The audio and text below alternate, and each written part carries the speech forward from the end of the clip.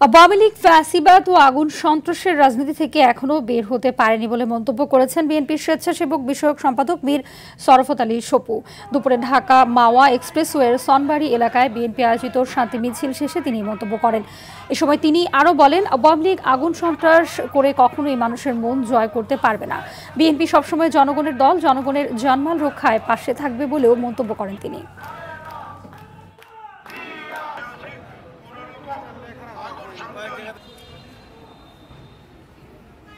এদেরকে জানমালের জন্য আমরা এখানে আজকে বসে আছি। তাই আমরা নেতা কর্মীদের নিয়ে আমরা এখানে মিছিল করলাম, শান্তি মিছিল। এই মিছিল থেকে আমরা বার্তা দিলাম আমরা অর্থ এলাকায় জনগণের পাশে আছি, জনগণের, এবং আমরা এখানে সারাদিন থাকবো এখানে।